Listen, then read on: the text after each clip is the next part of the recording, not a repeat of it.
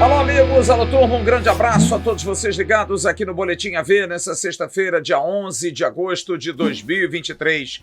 Estamos chegando aqui em nome da Mais Ágil, a Mais Ágil que antecipa seu dinheiro do fundo de garantia rapidinho. Em menos de 24 horas, eles fazem essa antecipação. Se estiver depositado, é só entrar em contato e rápido, muito rápido, o dinheiro cai na sua conta para você aproveitar do jeito que bem quiser. Mais Ágil é parceira aqui do canal Atenção Vascaínos. E também do Honey Caps, que está dando oportunidade dos homens poderem ter uma vida mais saudável, com o melhor estimulante, um estimulante que é saudável, um estimulante que não tem contraindicação, que não faz mal à saúde. O Honey Caps é aprovado pela Anvisa e tem toda a garantia dos bons resultados. Aproximadamente 45% dos homens têm problemas com ereção, entre 30% a 40% têm uma relação rápida com a parceira, deixando-as com tristeza nessa relação, e o Honey Caps ajuda vocês. Entre em contato com a gente através do link que está fixado no primeiro comentário. Você entra lá e as amostras grátis que foram disponibilizadas pelo Honey Caps estarão à sua disposição. É só pagar o frete e você recebe o Honey Caps. Seja feliz, com saúde, com o Honey Caps.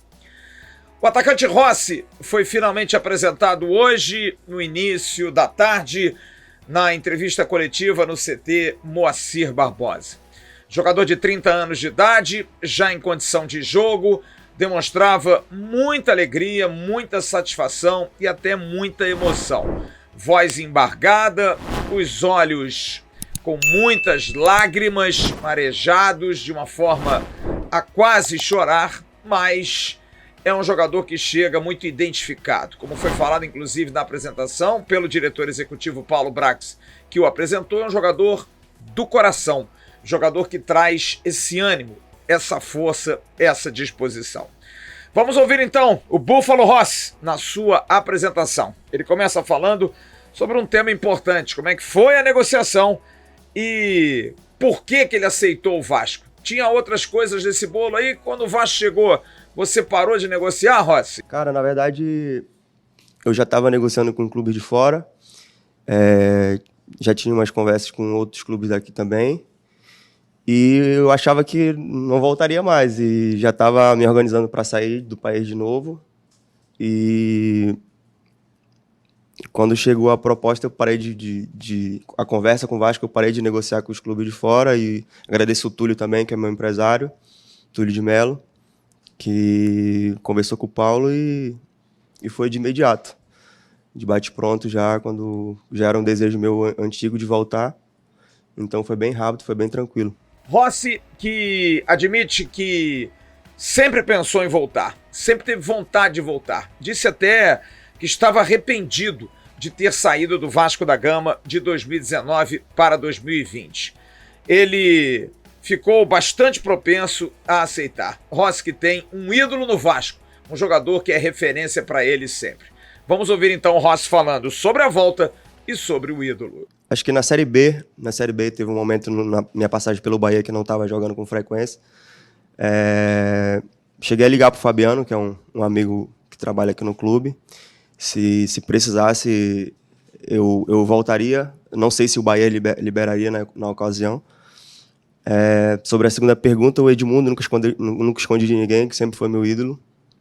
E é uma referência para mim, sempre que estou indo nos jogos, procuro ver os vídeos dele, sempre. Então, sempre vai ser minha referência. Rossi, que não se sabe ainda se vai viajar para Bragança Paulista, mas a tendência é que não. A tendência é que o Rossi seja preparado para o jogo contra o Atlético Mineiro, dia 20, tudo leva a crer, no Maracanã. Até agora o consórcio Maracanã não deu nenhuma resposta e provavelmente o Vasco vai ter que se utilizar novamente da justiça, não está querendo, para poder ter a liberação do maior estádio do mundo para jogos. Agora então que o Flamengo não está jogando mais, a Libertadores talvez até possa se mudar de opinião. Mas o Rossi, a princípio, ficará para o jogo do Atlético Mineiro ou até para o jogo do dia 28 contra o Palmeiras. O diretor executivo Paulo Brax, antes da apresentação de Rossi, conversou com a imprensa, conversou com os jornalistas.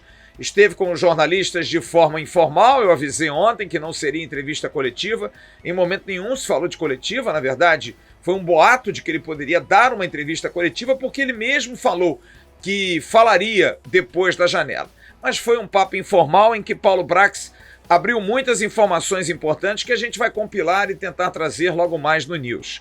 Mas eu coloco aqui 3 aspectos importantes desses depoimentos informais, das conversas, dos papos com os jornalistas. Em momento nenhum foi pedido off, quer dizer, olha, isso não se divulga, isso aqui é um papo informal, não coloque no ar. Não, não foi pedido, então a gente está aqui passando para vocês.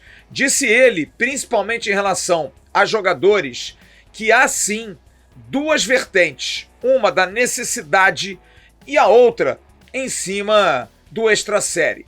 Ramon Dias, disse o diretor executivo Paulo Brax, não pediu em momento nenhum um meia armador, um jogador para a posição de meio de campo. Ele está satisfeito com Paulinho e Praxedes, que na visão e na ótica de Ramon Dias fazem essa função. No entanto, trazer um craque, trazer um jogador, o 10, como se fala, o Paulo Brax não quis dar essa expressão porque acha que o 10 pode ser qualquer um. Claro que depende, um é meio armador e o outro é craque. Então ele pediu para dividir, ao invés de falar 10 meio armador, o 10 craque, o jogador diferente. Então pelo treinador não houve pedido em momento nenhum desse jogador meio armador, ele já está satisfeito com o que tem. Mas o craque é uma obsessão, sim, do diretor executivo Paulo Brax, que afirmou categoricamente: o Vasco tem negociações adiantadas, nada definido, nada fechado, ninguém sabe desse nome, nem dentro do Vasco, e muito mais algo dele e dos scouts, para poder contratar um jogador que foi qualificado como enorme, segundo Paulo Brax. Um jogador enorme, um jogador grande. E esse jogador, sim, seria uma última tentativa de trazer um jogador com esse peso na possibilidade de reforçar o Vasco no Campeonato Brasileiro de 2023. Portanto, a gente fica nessa expectativa, não há nenhum nome minimamente ventilado. Ele, inclusive, confirmou a informação que o canal Atenção Vascaínos trouxe do interesse e da proposta feita a Edinson Cavani, jogador que preferiu ir para o Boca Júnior, não veio para o Vasco da Gama em função do momento desportivo, e ele também salientou isso algumas vezes, de que a posição do Vasco na tabela atrapalhou muito, muitas negociações, admitindo que quem colocou o Vasco na 20ª colocação foi o próprio Vasco, foram eles, ele disse isso, fomos nós que fizemos isso, e nós temos que sair. E nós pagamos por isso na hora da janela, porque para negociar, muitos jogadores não vinham como prioritária a possibilidade de vir para o Vasco. Ora pela posição na tabela, ora pela própria condição do time, ora, disse ele, que um jogador estava com boa situação, mas viu o jogo do Goiás, a confusão que aconteceu, acabou tendo, por parte da mulher da família, o pedido para não vir para o Vasco da Gama. Enfim, essa é a situação. Vamos esperar. Como eu disse, confirmou a situação de Cavani, como confirmou de todos os outros. Salazar, Carrascal, Lanzini, até de Rafinha Alcântara, Oscar Romero, Papo Gomes, Isco e o próprio Vieto. Mas está aí numa luta, numa cruzada para trazer o 10 craque e não o 10 meio armador. O que levanta-se suspeita que é jogador do meio para frente. Se não é um meio armador, mas é um 10... Pode ser um 10 atacante, pode ser um 10 ponta, pode ser um 10 por dentro, a gente não sabe, mas isso vai ficar a 7 chaves e a gente vai tentar descobrir. E para finalizar, confirmou Carlito Palácios. O Vasco dividiu Carlito Palácios em relação a metas. Ele teria que alcançar 20 jogos, ou o tempo todo é 45 minutos pelo Colo-Colo, já fez 22. O Colo-Colo tinha o jogador por empréstimo, pagou $500 mil por 20%, e esses 20% agora o restante é definitivo. Carlito Palácio já é jogador do Colo-Colo, virou de empréstimo para compra, e agora o Colo-Colo tem a obrigação de pagar os restantes em termos de percentuais do jogador. O Vasco tem 70% e agora tem que receber mais 50%. Portanto, Carlito Palácios não é mais jogador do Vasco. Foi pago o primeiro aporte apenas para valer como cumprimento do empréstimo e agora a transformação de opção em compra. E o Colo-Colo tem que fazer mais 2 pagamentos para ter sim o jogador, aí sim como ele. Mas nesse momento, Palácios não é mais jogador do Vasco. Logo mais no News, a gente vai trazer toda a entrevista de Rossi, detalhes do papo de Paulo Brax e a preparação do time para o jogo de segunda-feira contra o Bragantino às 9 da noite em Bragança Paulista. Em nome do Honey Caps e da Mais Ágil, estamos encerrando o Boletim AV dessa sexta-feira. Tchau. Levantamento para Roberto Dinamite, sozinho, atenção, vai enfiar, gol!